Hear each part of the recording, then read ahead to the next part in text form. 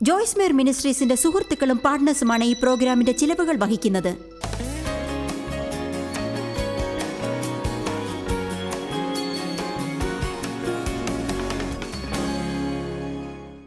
നിങ്ങൾ വിശ്വസിക്കുന്നത് യാഥാർത്ഥ്യമാകുന്നു. റോമർ 14:14 പറയുന്നു, ഒരു കാര്യം പാപമല്ലെങ്കിലും അത് പാപമാണെന്ന് നാം വിശ്വസിച്ചാൽ അത് നമുക്ക് പാപമാകുന്നു. അത്രയ്ക്ക് ശക്തമാണ് നമ്മുടെ മനസ്സ്, അത്രയ്ക്ക് ആപത്താണ് തെറ്റായ കുറ്റബോധവും. കുറ്റം ചുമത്തലിനും ശിക്ഷാവിധിക്കും തമ്മിൽ വ്യത്യാസമുണ്ട്. പരിശുദ്ധാത്മാവ് നമ്മെ കുറ്റപ്പെടുത്തുമ്പോൾ നമുക്ക് നല്ല രീതിയിലുള്ള പശ്ചാത്താപവും കുറ്റബോധവും ഉണ്ടാവും. പക്ഷേ കുറ്റബോധം തോന്നാൻ പാടില്ലാത്ത കാര്യങ്ങൾക്ക് സാത്താൻ നമ്മെ സദാ കുറ്റബോധം തോന്നാനിടയാക്കുന്നു. ഉദാഹരണമായിട്ട്, നിങ്ങൾ പാപം ചെയ്ത് വാസ്തവത്തിൽ മനസ്താപപ്പെട്ടാൽ അതിനുശേഷം കുറ്റബോധം തോന്നേണ്ട ആവശ്യമേ ഇല്ല. അതുകൊണ്ട് അതിനുശേഷവും കുറ്റബോധം തോന്നിക്കൊണ്ടേയിരുന്നാൽ അത്തരത്തിലുള്ള കുറ്റബോധം ജീവിതകാലം മുഴുവനും ഉണ്ടായിക്കൊണ്ടേയിരിക്കും. അതിനാൽ ദൈവവചനം അറിയുമെങ്കിൽ മാത്രമേ നിങ്ങൾക്ക് അതിന്റെ വ്യത്യാസം പറയാൻ സാധിക്കൂ. ഇല്ലെങ്കിൽ വ്യത്യാസം അറിയാൻ പോകുന്നേയില്ല. മനസ്താപപ്പെടുന്നതിന് മുൻപ് എനിക്ക് കുറ്റബോധം തോന്നിയേക്കാം. എന്നിട്ട് ഞാൻ മനസ്താപപ്പെട്ട ശേഷവും എനിക്ക് കുറ്റബോധം തോന്നിക്കൊണ്ടേയിരിക്കാം. ഈ കുറ്റബോധം മനസ്താപപ്പെടുന്നതിന് മുൻപുള്ളതുപോലെ തന്നിരിക്കും. അതിനാൽ എനിക്ക് കുറ്റബോധം തോന്നുന്നുണ്ടോ ഇല്ലേ എന്ന് എങ്ങനെ പറയാം? കാരണം ബൈബിൾ പറയുന്നു, അവൻ എന്റെ പാപങ്ങളെ ചുമന്നു എന്ന്. അവൻ എന്റെ ശിക്ഷാവിധിയും നാണക്കേടും ഏറ്റെടുത്തു. എന്നിട്ട് കിഴക്കും പടിഞ്ഞാറും വരെ നമ്മുടെ പാപങ്ങളെ അവൻ ഇല്ലാതാക്കി. പിന്നീട് അതിനെക്കുറിച്ച് അവൻ ഒരിക്കലും ഓർക്കുന്നുമില്ല. ദൈവം മറന്നതിന് ഞാൻ ഇനി ഓർക്കില്ലെന്ന് തീരുമാനിച്ചു കഴിഞ്ഞു. നമ്മൾ ചോദിക്കും, എനിക്ക് ഇങ്ങനെയൊക്കെ തോന്നുന്നതിന് ഞാൻ എന്താണ് ചെയ്യേണ്ടതെന്ന്. നിങ്ങൾ അതിനെ നിരസിക്കുക. എനിക്കത് ചെയ്യാനാവില്ല. ചെയ്യാനാവും. അതവിടെ ഉണ്ടെന്നത് നിരസിക്കാനല്ല പറഞ്ഞത്. അതിന് നിങ്ങളെ നിയന്ത്രിക്കാനുള്ള കഴിവിനെയാണ് നിങ്ങൾ നിരസിക്കേണ്ടത്. നിങ്ങൾക്കൊരല്പം ഉച്ചത്തിൽ അതിനെക്കുറിച്ച് പറയാം. എനിക്ക് എങ്ങനെ തോന്നുന്നു എന്നറിയാം. ശരി, എനിക്കിപ്പോഴും കുറ്റബോധമുണ്ട്, പക്ഷെ ഞാനതിന് തയ്യാറല്ല. ഞാൻ തയ്യാറല്ല. സാത്താനെ, നീ ഞാൻ പറഞ്ഞത് കേട്ടോ, ഞാൻ തയ്യാറല്ല. എനിക്ക് കുറ്റബോധമില്ല. എനിക്ക് മാപ്പ് കിട്ടിയിട്ടുണ്ട്. ബൈബിൾ പറയുന്നു എന്നോട് ക്ഷമിച്ചിട്ടുണ്ടെന്ന്. അങ്ങനെയാണ് നിങ്ങൾ മാറേണ്ടത്. മനസ്സ് പുതുപ്പിക്കലിലൂടെ. പുതുപ്പിക്കപ്പെട്ട മനസ്സ് തെറ്റായ തോന്നലിനേക്കാൾ ശക്തമാണ്. നിങ്ങൾക്ക് എന്ത് തോന്നുന്നു എന്നതിനെ മറികടക്കാൻ പഠിക്കുന്നത് വരെ ജീവിതത്തിൽ വിജയം വരിക്കാൻ സാധിക്കില്ല. ഞാനിന്ന് നന്നായി പ്രസംഗിക്കുന്നുണ്ട്. നിങ്ങൾക്കറിയുന്നത് നിങ്ങളുടെ തോന്നലുകളെ അതിജീവിക്കണം. നിങ്ങൾ പറയും, ആരും എന്നെ സ്നേഹിക്കുന്നില്ലെന്ന് തോന്നുന്നു, ഒന്നിനും മാറ്റമുണ്ടാവുന്നില്ലെന്ന് തോന്നുന്നു, എനിക്ക് വല്ലാത്ത നിരാശയുണ്ട്, അധൈര്യവും തോന്നുന്നു. എനിക്കും അത്തരം ദിവസങ്ങൾ ഉണ്ടായിട്ടുണ്ട്. അപ്പോഴാണ് നിങ്ങൾ ഇങ്ങനെ പറയേണ്ടത്, നിങ്ങൾക്ക് എങ്ങനെ തോന്നുന്നു എന്നെനിക്കറിയാം, പക്ഷെ എനിക്ക് എന്തറിയാമെന്നും എനിക്കറിയാം. ദൈവം വലിയവനാണെന്ന് എനിക്കറിയാം. ഞാൻ ഇങ്ങനെയാണ് ചെയ്യേണ്ടതെങ്കിൽ അത് ചെയ്യാനാവുമെന്ന് എനിക്കറിയാം. ഞാൻ ഇതാണ് കൈകാര്യം ചെയ്തുകൊണ്ടിരുന്നതെങ്കിൽ എനിക്ക് ഇതും ഭംഗിയായി ചെയ്യാനാവും. എന്നിട്ട് അതിൽ നിന്ന് വിജയത്തോടെ പുറത്തിറങ്ങും. ദൈവം അതെന്റെ നന്മയ്ക്കാക്കി തരും. ഉൽപ്പത്തി 11:6 ആകാശം തൊടത്തക്ക വിധത്തിൽ ഒരു ഉയർന്ന കെട്ടിടമുണ്ടാക്കാൻ ശ്രമിച്ച ഒരു കൂട്ടം ആൾക്കാരെ നമുക്ക് കാണാൻ സാധിക്കും. അവരെല്ലാവരും ഒരു ഉടമ്പടിയിലെത്തിയിട്ട് പറഞ്ഞു, നമ്മെ കൊണ്ട് അത് ഉണ്ടാക്കാനാവും. വേദപുസ്തകം അത്ഭുതകരമായ ഒരു കാര്യം പറയുന്നു. ദൈവം അവരുടെ ഭാഷയെ തെറ്റിച്ചു എന്ന്. കാരണം അവർക്ക് ചെയ്യാനാവുമെന്ന് അവർ വിശ്വസിച്ചു. ഒന്നു ചേർന്ന് പ്രവർത്തിക്കുകയാണെങ്കിൽ അവർക്കത് പൂർത്തിയാക്കാമായിരുന്നു. അതിനാൽ അവർക്കത് ചെയ്യാനാവാത്ത വിധം ദൈവം അവരുടെ ഭാഷകൾ വിഭിന്നമാക്കി കളഞ്ഞു. നമ്മുടെ വിശ്വാസം അതിശക്തമാണ്. അതുകൊണ്ടാണ് വേദപുസ്തകം പറയുന്നത്, ഓരോ ചിന്തകളെയും നാം പിടിച്ച് നിർത്തണമെന്ന്. ഓരോ ചിന്തകളെയും പിടിച്ച് നിർത്തുക. ഞങ്ങൾ ഈ വചനം ഓവർഹെഡിൽ കാണിക്കാം. 2 കൊരിന്ത്യർ 10-ാം 4-5. നിങ്ങൾക്ക് പലർക്കും ഇത് അറിയാമായിരിക്കാം, പക്ഷെ ഇതൊരിക്കലും കണ്ടിട്ടില്ലെങ്കിൽ ഇതൊരു നല്ല വചനമാണ്. ഞങ്ങളുടെ പോരിന്റെ ആയുധങ്ങളോ ജഡീകങ്ങളല്ല, കോട്ടകളെ ഇടിപ്പാൻ ദൈവസന്നിധിയിൽ ശക്തിയുള്ളവ തന്നെ. നിങ്ങൾ ചോദിക്കുമായിരിക്കാം, എന്താണ് എൻ്റെ ആയുധങ്ങളെന്ന്. ഇതാ ഇവിടെ പ്രധാനപ്പെട്ട ഒരു ആയുധത്തെ പറ്റി പറയുന്നു. ദൈവവചനമാണ് ആത്മാവിന്റെ വാൾ. നിങ്ങൾ വചനം സംസാരിക്കുമ്പോൾ അത് സാത്താനെ വാൾ കൊണ്ട് കുത്തുന്നത് പോലെയാണ്. അവയാൽ ഞങ്ങൾ സങ്കൽപ്പങ്ങളും, സാത്താൻ നിങ്ങളോട് തർക്കിക്കും, നിങ്ങളോട് പല കാരണങ്ങളും അവൻ പറയും. ദൈവത്തിന്റെ പരിജ്ഞാനത്തിന് വിരോധമായി പൊങ്ങുന്ന എല്ലാ ഉയർച്ചകളും ഇടിച്ചു കളഞ്ഞ് നമ്മളത് ചെയ്യുന്നുണ്ടോ? നമ്മൾ ഓരോ ചിന്തയെയും നയിക്കുന്നു. എത്ര ചിന്തകളാണത്? ഏത് വിചാരത്തെയും പിടിച്ചടക്കണം. ക്രിസ്തുവിനോടുള്ള അനുസരണത്തിനായി പിടിച്ചടക്കി നിങ്ങളുടെ അനുസരണം തികഞ്ഞു വരുമ്പോൾ പ്രതികാരം ചെയ്യാൻ ഒരുങ്ങിയിരിപ്പിൻ. ചിലപ്പോൾ ദിവസം മുഴുവനും ചിന്തകളോട് മല്ലിടുന്നതായി നിങ്ങൾക്ക് തോന്നും. നിങ്ങൾ ചെയ്യേണ്ട നല്ല കാര്യം ഇതാണ്: നല്ല കാര്യങ്ങൾ ചിന്തിക്കുക. അപ്പോൾ ചീത്ത കാര്യങ്ങൾക്ക് സ്ഥാനമുണ്ടാവുകയില്ല. അതുകൊണ്ട് സ്വയം ചിന്തിക്കാൻ നിങ്ങൾ പഠിക്കേണ്ടതാണ്. പൊള്ളയായ തലച്ചോറുമായിരുന്ന് സാത്താൻ നിങ്ങൾക്കായി ചിന്തിക്കുവാൻ അവനെ അനുവദിക്കരുത്. ശരി, ഇനി നമുക്ക് മാറ്റത്തെക്കുറിച്ചുള്ള പ്രവർത്തനവും ശാസ്ത്രവും എന്താണെന്ന് നോക്കാം. മാറ്റത്തെക്കുറിച്ചുള്ള യാഥാർത്ഥ്യം എന്താണെന്ന് നമുക്ക് നോക്കണം. മാറ്റം എന്നതൊരു പ്രക്രിയയാണ്. അത് ഏറ്റവും നീണ്ടതുമായിരിക്കും. ഒരു ജീവിതത്തെ നിങ്ങൾ മാറ്റാൻ ശ്രമിക്കുമ്പോൾ അത് മൊത്തത്തിൽ കുഴപ്പത്തിലാവും. ഒരൊറ്റ രാത്രി കൊണ്ട് അത് സംഭവിക്കില്ല. അതുകൊണ്ട് നിങ്ങൾ ഒരു നീണ്ടകാല പ്രവർത്തനത്തിനായി തയ്യാറാവണം. നമ്മൾ വചനം ഗ്രഹിക്കും തോറും ദൈവം നമ്മെ മഹത്വത്തിൽ നിന്ന് മഹത്വത്തിലേക്ക് മാറ്റും. ചിലപ്പോൾ മഹത്വങ്ങൾക്കിടയിൽ വളരെ സമയമെടുക്കുന്നതായി നമുക്ക് തോന്നിയേക്കാം. ഞാൻ എന്തിനെക്കുറിച്ചാണ് പറയുന്നതെന്ന് ആർക്കെങ്കിലും മനസ്സിലായോ? മാറ്റം പേടിപ്പെടുത്തുന്നതാണ്. കാരണം നമുക്ക് മാറാൻ ആഗ്രഹമുണ്ടെങ്കിലും നമുക്ക് നിയന്ത്രണത്തിലാവാനും ആഗ്രഹമുണ്ടാകും. ദൈവത്തോട് നമ്മളൊരു മാറ്റത്തിന് അപേക്ഷിച്ചാൽ അവൻ പ്രവർത്തിക്കാൻ ആരംഭിക്കും. അപ്പോൾ നമുക്ക് നിയന്ത്രണം നഷ്ടപ്പെടുന്നതായി തോന്നും. നമ്മൾ ചിലത് നഷ്ടപ്പെടുത്തേണ്ടതായി വരും. എന്നാലേ മറ്റൊന്നിലേക്ക് പ്രവേശിക്കാൻ സാധിക്കുകയുള്ളൂ. ഒടുവിൽ നമുക്ക് എന്താണ് ലഭിക്കുക എന്ന് അപ്പോൾ മനസ്സിലാക്കാനാവില്ല. നമുക്ക് കിട്ടിയതെല്ലാം മടുക്കാൻ തുടങ്ങിയിട്ടുണ്ടാവും. നമുക്ക് പുതിയതായിട്ട് എന്തെങ്കിലും വേണം. പക്ഷെ പഴയ കാര്യങ്ങൾ നമ്മൾ വിട്ടുകളയില്ല. കാരണം പുതിയത് ഒരുപറ്റ ഇഷ്ടപ്പെട്ടില്ലെങ്കിലോ? അങ്ങനെ ഒരു അനുഭവം ഉണ്ടായിട്ടുണ്ടോ? നിങ്ങൾ യഥാർത്ഥത്തിൽ മാറ്റത്തിനായി തീരുമാനിച്ചിട്ടുണ്ടോ? എന്നാൽ നമുക്ക് എന്തൊക്കെയോ നഷ്ടപ്പെടുന്നതായ ഒരു തോന്നലുണ്ടാവും. ഇനി എന്താണ് സംഭവിക്കാൻ പോകുന്നതെന്ന് നമുക്ക് അറിയുകയുമില്ല. നിങ്ങൾക്ക് അനുഭവം ഉണ്ടായിട്ടുണ്ടോ? അതായത് ഒരു കാര്യത്തിന് മാറ്റം ഉണ്ടാവണം. എനിക്കിനി ഇങ്ങനെ ജീവിക്കാനാവില്ല. ദൈവമേ, ദയവായി ഇതൊന്ന് മാറ്റിത്തരണമേ. എന്നിട്ട് ദൈവം അതിനായി പ്രവർത്തിക്കുന്ന നിമിഷം നിങ്ങൾ ചോദിക്കും, ദൈവമേ എന്താണ് ഈ ചെയ്യുന്നത്?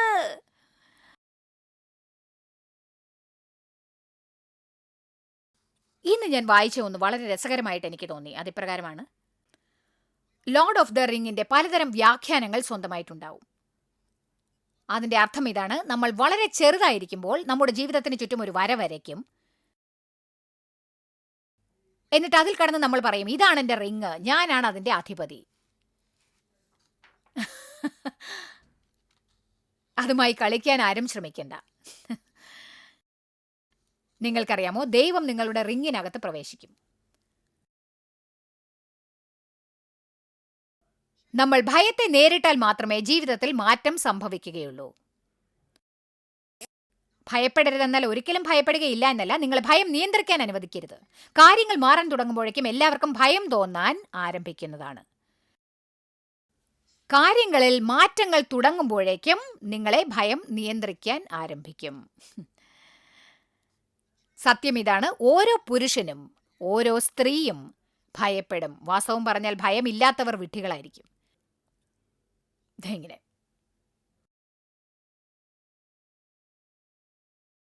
കാരണം ദൈവത്തിൽ നിന്നകന്ന് നമുക്കൊന്നും ചെയ്യാനാവില്ല എന്ന കാര്യം നാം മനസ്സിലാക്കണം.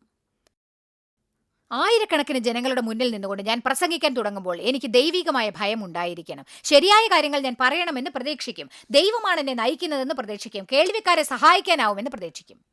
ഞാൻ ഇങ്ങനെ ചിന്തിച്ചുകൊണ്ട് ഇവിടെ കയറരുത്, ഇത് നിസ്സാരമാണ്, ഞാനിത് 10,000 പ്രാവശ്യം പറഞ്ഞതല്ലേ. ഒരു വിഡ്ഢി ആരാണെന്ന് അറിയാമോ?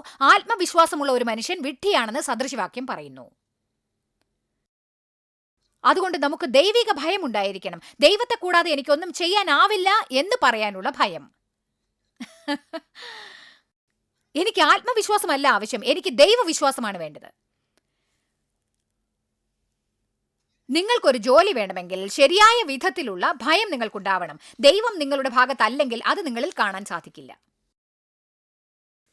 നമുക്ക് വിജയം വരിക്കാനാവാത്തതിന്റെ കാരണം സ്വന്തം ഇഷ്ടപ്രകാരം പോകുന്നതുകൊണ്ടാണ്. എനിക്ക് എന്തും നേടാൻ സാധിക്കുമെന്ന ചിന്ത. അതെ,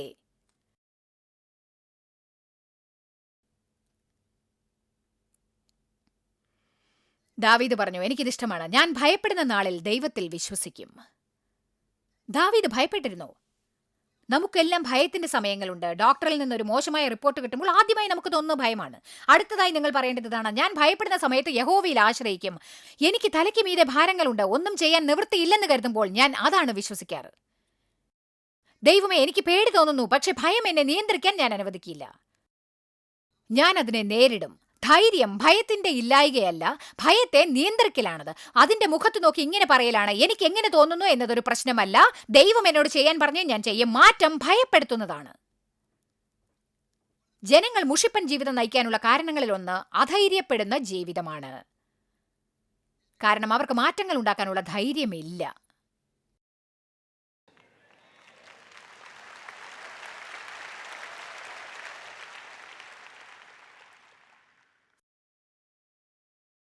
ഞാനൊരു സാധാരണക്കാരിയുടെ ജീവിതത്തിൽ നിന്ന് മാറി മുഴുവൻ സമയവും മിനിസ്ട്രിയിലേക്ക് പ്രവേശിക്കാൻ തീരുമാനിച്ചപ്പോൾ വല്ലാതെ ഭയന്നിരുന്നു. എനിക്ക് ഭയങ്കര പേടിയായിരുന്നു. ദൈവമേ, ഞാനെന്ന് എന്തുമാത്രം ഭയപ്പെട്ടെന്ന് ഒരു ഐഡിയയുമില്ല. ഞാൻ മിസൂറിയിലെ ഫെന്റനിൽ താമസിക്കുന്ന ഒരു ഭാര്യയായിരുന്നു. 3 മക്കളുണ്ട്. എന്റെ പേര് പോലും എനിക്കറിയില്ലായിരുന്നു.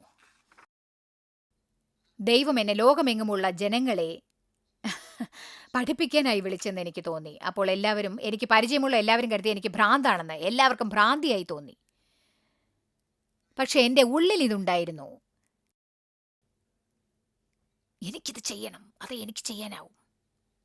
അപ്പോൾ സാത്താൻ എൻ്റെ മനസ്സിൽ കയറി എൻ്റെ ചിന്തകളെ വ്യതിചലിപ്പിക്കാൻ ശ്രമിച്ചു. അതേസമയേ പലതരം നടപടികളുണ്ട്. നിങ്ങളിൽ ചിലർ കുറെ കാലമായി കുടുങ്ങിയിരിക്കുകയാണ്. ദൈവം നിങ്ങളുടെ കുരു കഴിക്കാനാണ് ഇവിടെ കൊണ്ടുവന്നത്.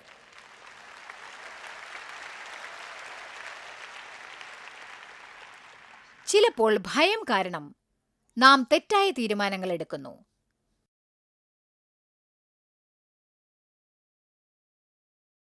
ഞാൻ 18 വയസ്സിൽ വിവാഹിതയായി. അയാളെ എനിക്ക് അറിയുക പോലുമില്ല. ആർക്കും എന്നെ ആവശ്യമുണ്ടാവില്ലെന്ന് ഞാൻ ഭയപ്പെട്ടു.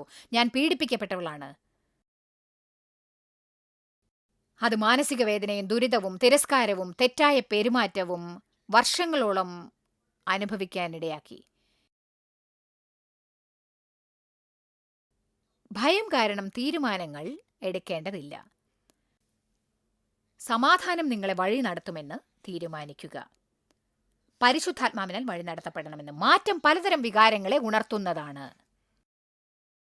വികാരങ്ങൾ കൂടുതലാണെങ്കിലും കുറഞ്ഞാലും വലിയ തീരുമാനങ്ങൾ എടുക്കരുത്. വികാരങ്ങൾ കൂടുമ്പോൾ നിങ്ങൾ വലിയ തീരുമാനങ്ങൾ എടുക്കും. നിങ്ങളുടെ വികാരങ്ങൾ ആറിത്തണുക്കുമ്പോൾ നിങ്ങൾ ഒന്നുമല്ലെന്ന് അറിയുമ്പോൾ എന്തായിരിക്കും സ്ഥിതി? കഠിനാധ്വാനമല്ലാതെ മറ്റൊന്നും ഉണ്ടായിരിക്കുകയില്ല. വികാരങ്ങൾ അടങ്ങിയ ശേഷം തീരുമാനങ്ങൾ എടുക്കാൻ ഞാൻ പലപ്പോഴും പറയാറുണ്ട്.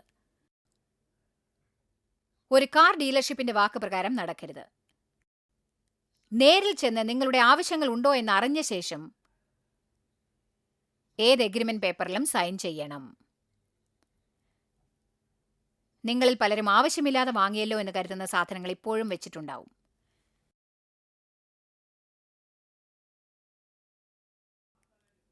എന്തെങ്കിലും സാധനങ്ങൾ മാറ്റണമെന്ന് തീരുമാനിക്കുമ്പോഴും അത് മാറ്റാനുള്ള ധൈര്യം നിങ്ങൾക്കുണ്ടെങ്കിലും ഇത് നിങ്ങളിൽ ചിലർക്ക് എന്തെങ്കിലും മാറ്റാനുള്ള പ്രധാനപ്പെട്ട തീരുമാനം എടുക്കേണ്ടതായ കാര്യമായാലും മാറ്റത്തിനായി ശീലിക്കുവാൻ നിങ്ങൾ വേണ്ടത്ര സമയം നൽകേണ്ടതായി വരും.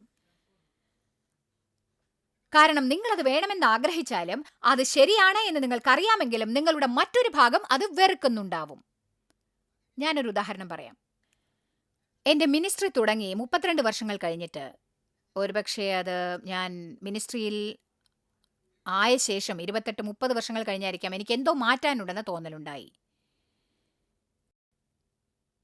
കാരണം ഞാനൊരു വറ്റിയ തോടിലിരിക്കുന്നത് പോലെ എനിക്ക് തോന്നി. ഏലിയാവിന്റെ കഥ ആർക്കെങ്കിലും അറിയാമോ? ദൈവം അയാൾക്ക് തോടരികിൽ വെച്ച് ഭക്ഷണം നൽകി. അതൊരു നല്ല ചെറിയ സ്ഥലമായിരുന്നു. എങ്ങും ക്ഷാമം വന്നു. പക്ഷെ അയാളെ ദൈവം തോടിന്റെ അരികിൽ എത്തിച്ചു. വേദപുസ്തകം പറയുന്നു തോട് വറ്റിയിരുന്നു എന്ന്. ഇതെനിക്കിഷ്ടമായി. എനിക്ക് തോന്നുന്നു നമ്മുടെ തോട് പലപ്പോഴും വറ്റിയിട്ടും നമ്മൾ അവിടെ തന്നെ ഇരിക്കുകയാണെന്ന്. പക്ഷെ എനിക്കിഷ്ടപ്പെട്ടത് എന്താണെന്നറിയാമോ? ദൈവം ഏലിയാവിനെ അയച്ച അടുത്ത സ്ഥലം അതൊരു ഉയർച്ചയായിരുന്നില്ല.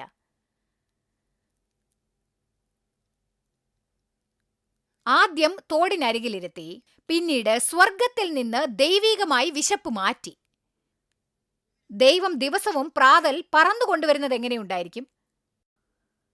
ലോകമെങ്ങും കടുത്ത ക്ഷാമമായിരുന്നു. അയാൾ തോടിനരികിലും. ദൈവം അയാളെ അത്ഭുതകരമായി പരിപാലിച്ചു. തോട് വറ്റി. ദൈവം അയാളെ പാവപ്പെട്ട ദരിദ്രയായ നിരാശയിലായിരുന്ന മരിക്കാൻ തയ്യാറായിരുന്ന ഒരു വിധവയുടെ അടുത്തെത്തിച്ചു. ഏലിയ വന്ന് ജീവിച്ചിരുന്ന പ്രവാചകന്മാരിൽ ഏറ്റവും വലിയവനായിരുന്നു. അങ്ങനെ ഇരിക്കെ ഇതൊരു ഉയർച്ചയായിരിക്കില്ല. എനിക്ക് സെന്റ് ലൂയിസ് ചർച്ചിൽ ഒരു ജോലി ഉണ്ടായിരുന്നു. അതായിരുന്നു എന്റെ മിനിസ്ട്രിയുടെ 2ാം ഘട്ടം. ഞാൻ 5 വർഷം ബൈബിൾ സ്റ്റഡി നടത്തി. പിന്നീട് ഒരു പള്ളിയിൽ 5 വർഷം പ്രവർത്തിച്ചു. അതിനുശേഷം അവിടുത്തെ ജോലി അവസാനിച്ചു എന്ന് ദൈവം പറഞ്ഞു. എന്റെ മിനിസ്ട്രി വടക്കും തെക്കും കിഴക്കും പടിഞ്ഞാറും കൊണ്ടുപോകേണ്ടിയിരുന്നു. അത് വലുതായി എനിക്ക് തോന്നി. ആർക്കും എന്നെ അറിയില്ലെന്നതായിരുന്നു ഏക പ്രശ്നം. വെറുതെ ഒരു പള്ളിയുടെ വാതിൽ മുട്ടി എന്നെ ദൈവം വിളിച്ചതാണ്, ഞാനൊന്ന് പ്രസംഗിക്കട്ടെ എന്ന് ചോദിക്കാനാവില്ല. ഞാൻ north Saint Louis, east Saint Louis, west Saint Louis, south Saint Louis ഇവിടങ്ങളിൽ ചെന്നു. എനിക്ക് മറ്റൊന്നും ചെയ്യാൻ അറിയില്ലായിരുന്നു. അതിനാൽ ഞാൻ എന്റെ സിറ്റിയിലെ 4 കോണുകളിലും ചെന്നു. ചെറിയ മീറ്റിംഗുകൾ നടത്തി, വളരെ ചെറിയ മീറ്റിംഗുകൾ. ഞാൻ എന്റെ ജോലി ഉപേക്ഷിച്ച സമയത്ത് ജോലിയിലായിരുന്നപ്പോൾ ശുശ്രൂഷ ചെയ്തിരുന്നതിനേക്കാൾ കുറച്ചു പേർക്ക് ശുശ്രൂഷ ചെയ്യേണ്ടതായി വന്നു.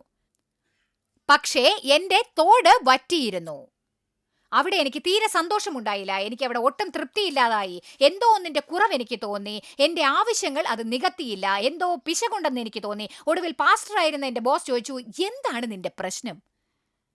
ഞാൻ പറഞ്ഞു, എനിക്കറിയില്ല, എനിക്കിവിടെ തുടരാനാവില്ലെന്ന് തോന്നുന്നു. എന്റെ അവസ്ഥ ഇതായിരുന്നു. എനിക്ക് അവിടം വിടാൻ ഭയമായിരുന്നു. സ്വയം എന്തും തുടങ്ങാൻ ഭയം. എനിക്ക് ഇറങ്ങണമെന്നുണ്ടെങ്കിലും ആ ചിന്ത എന്റെ മനസ്സിൽ കയറാൻ ഞാൻ അനുവദിച്ചില്ല. അപ്പോഴാണ് അദ്ദേഹം ചോദിച്ചത്, നിനക്ക് എന്തു പറ്റി? ഞാൻ ഇങ്ങനെ കിടത്തി, എനിക്കറിയില്ല, ഇവിടെ തുടരാൻ അനുവാദമില്ലായിരിക്കാം. അദ്ദേഹം ചോദിച്ചു, നിനക്ക് അങ്ങനെ തോന്നുന്നോ? ഞാൻ പറഞ്ഞു, ഞാൻ ചിന്തിക്കുന്നത് എനിക്കറിയില്ല. അങ്ങനെ ഞാൻ വീട്ടിൽ ചെന്ന് പ്രാർത്ഥിക്കാൻ തുടങ്ങി. അപ്പോഴാണ് ദൈവം എന്നോട് വളരെ വ്യക്തമായി സംസാരിക്കാൻ ആരംഭിച്ചത്. നിന്റെ ശുശ്രൂഷ വടക്കും തെക്കും കിഴക്കും പടിഞ്ഞാറും കൊണ്ടുപോകണം. പക്ഷെ നിങ്ങൾക്കറിയാമോ, ഞാൻ ഇവിടെയാണ് ഇരിക്കേണ്ടത് എന്ന് തോന്നിയ ഒരിടത്ത് ഞാൻ പല വർഷങ്ങൾ തുടർന്നുകൊണ്ടിരുന്നു. നിങ്ങൾ എന്തെങ്കിലും ഒരു മാറ്റം ഉണ്ടാക്കിയിട്ട് പഴയ സ്ഥലത്ത് തന്നെ ഇരുന്നാൽ മതിയായിരുന്നു എന്ന ചുറ്റുപാട് ഉണ്ടായിട്ടുണ്ടോ?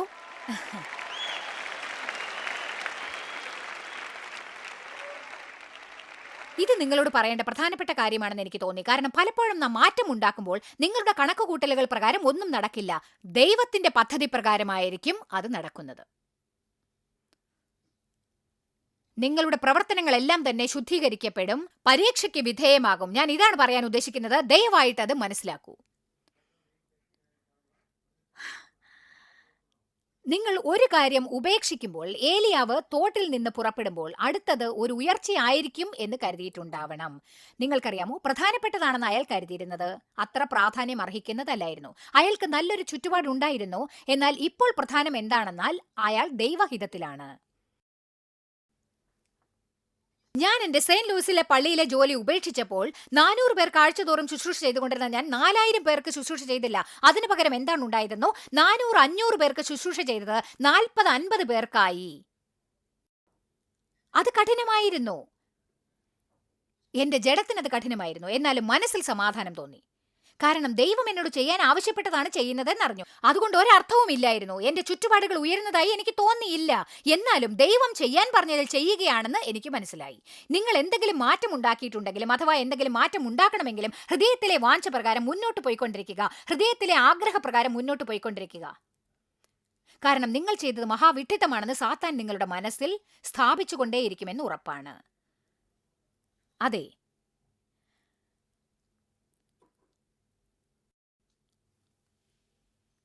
അങ്ങനെ 28, 30, 32 വർഷങ്ങളോളം ചെയ്തുകൊണ്ടിരുന്ന എന്റെ പ്രിയപ്പെട്ട ശുശ്രൂഷ വെറും ഒരു വറ്റിയ തോടാണ് എന്ന് എനിക്ക് തോന്നാൻ ആരംഭിച്ചു.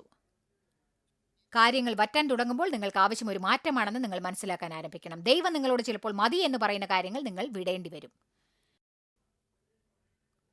അതെ, നിങ്ങളുടെ ദാമ്പത്യം ഇപ്പോൾ ഒരു വറ്റിയ തോടായി തോന്നുന്നുണ്ടെങ്കിൽ മറ്റൊരു പുരുഷനെയോ സ്ത്രീയെയോ തേടണമെന്നല്ല പറഞ്ഞത്.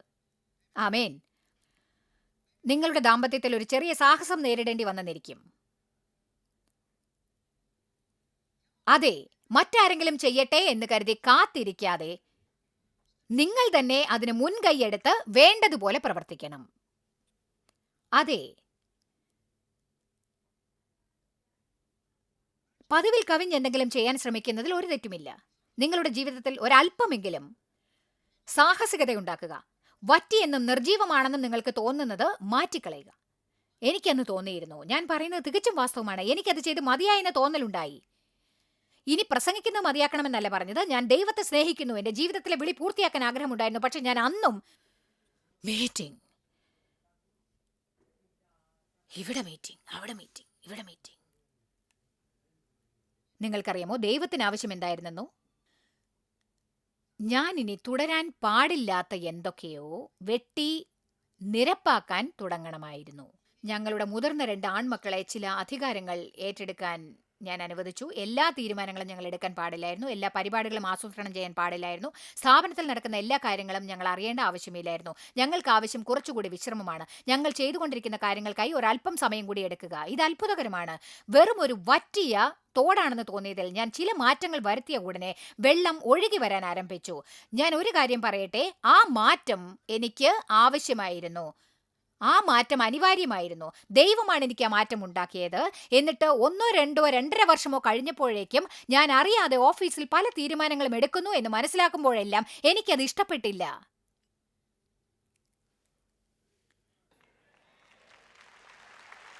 ഇനി നിങ്ങൾ മനസ്സിലാക്കണം, എന്തെങ്കിലും മാറ്റങ്ങൾ ഉണ്ടാക്കേണ്ട സമയത്ത് അത് ഉടനെ നിങ്ങൾക്ക് ഇഷ്ടപ്പെടേണ്ടതായ ആവശ്യമേ ഇല്ല. അതുമായി സഹകരിക്കാൻ പഠിക്കുകയാണ് വേണ്ടത്. നിങ്ങൾ മറ്റൊരു സംസ്ഥാനത്തിലേക്ക് മാറേണ്ടതാണെന്ന് ഒരുപക്ഷെ അറിയാമായിരിക്കാം. അതോടെ നിങ്ങൾ ഒറ്റപ്പെടും എന്ന് കരുതരുത്. മാറ്റം ജീവിതത്തിന്റെ ഒരു ഭാഗമാണ്. നിങ്ങൾക്ക് മാറണമെങ്കിൽ ആദ്യം മാറ്റേണ്ടത് നിങ്ങളുടെ മനസ്സാണ്. നിങ്ങൾ ഒരു വറ്റിയ തോടാണെന്ന് തോന്നുന്നുവെങ്കിൽ അത് വിട്ടിട്ട് പോകരുത്. എന്താണ് മാറ്റേണ്ടതെന്ന് ദൈവത്തോട് ചോദിക്കൂ. അതെന്താണെന്ന് പറയുമ്പോൾ നിങ്ങൾ ആശ്ചര്യപ്പെടാൻ പാടില്ല. നിങ്ങളുടെ ജോലി എന്ന തോട് വറ്റി എന്ന് തോന്നിയാൽ ജോലി സ്ഥലത്ത് ഒരു പുതിയ മനോഭാവം പ്രയോഗിക്കേണ്ടതായി വരും. ഒരു ജോലി കിട്ടിയല്ലോ എന്ന് ദൈവത്തിന് കൂടുതൽ നന്ദി പറയേണ്ടതായി വരാം. ഒരുപക്ഷെ ഒരു പുതിയ ഡിപ്പാർട്ട്മെന്റിലേക്ക് ട്രാൻസ്ഫർ ആകേണ്ടി വന്നേക്കാം. ചിലപ്പോൾ കൂടുതൽ ചുമതലകൾ ഏറ്റെടുക്കേണ്ടി വരാം. മാറാനുള്ള ആഗ്രഹം എന്നാൽ ഏതിൽ നിന്നെങ്കിലും ഒഴിഞ്ഞു വരിക എന്ന് മാത്രമല്ല അർത്ഥം. ചിലപ്പോൾ അത് വേണ്ടി വന്നേക്കാം. ഒരുപക്ഷെ നിങ്ങൾ വളരാൻ സാധ്യതയില്ലാത്ത ഒരു സഭയിലായിരിക്കാം അവസാനമായി നിങ്ങൾ വളർന്നത്. 1902 സത്യം എന്താണെന്ന് ഞാൻ പറയാം. ആഴ്ചതോറും ഞാൻ പറയുന്നത് കേട്ടില്ലെങ്കിൽ നിങ്ങൾക്കൊന്നും മനസ്സിലായില്ലെന്ന് വരാം. ഞാൻ നിങ്ങളോട് പറയുന്നത് സത്യമാണ്. നിങ്ങൾ വെറുതെ വരുന്നു കാരണം ഈ അമ്മയെ ദേഷ്യം പിടിപ്പിക്കാൻ നിങ്ങൾക്ക് ഇഷ്ടമല്ല, അല്ലെങ്കിൽ ഈ മുത്തശ്ശിയെ ദേഷ്യം പിടിപ്പിക്കാൻ നിങ്ങൾക്ക് ഇഷ്ടമല്ല. നമ്മുടെ മീറ്റിംഗ് കഴിയാറായി, അതുകൊണ്ട് വിഷയത്തിലേക്ക് തന്നെ വരാം. അപ്പോൾ സത്യം ഇതാണ്, വെള്ളം കുടിക്കാനാവാത്ത വറ്റിയ തോടിനരികിലാണ് നിങ്ങൾ ഇരിക്കുന്നത്. നിങ്ങൾക്ക് എഴുന്നേറ്റ് നിന്ന് ഇങ്ങനെ പറയാൻ ധൈര്യമുണ്ടാവണം, എനിക്ക് ഈ മുന്തിരി വള്ളിയിലിരുന്ന് ചാവാനാവില്ല. ദൈവവചനം ഭക്ഷിക്കാൻ കിട്ടുന്ന വേറെ എവിടേക്കെങ്കിലും ഞാൻ പോവുകയാണ്. എന്നാൽ എനിക്ക് മാറ്റങ്ങൾ ഉണ്ടാക്കിക്കൊണ്ടേയിരിക്കാം.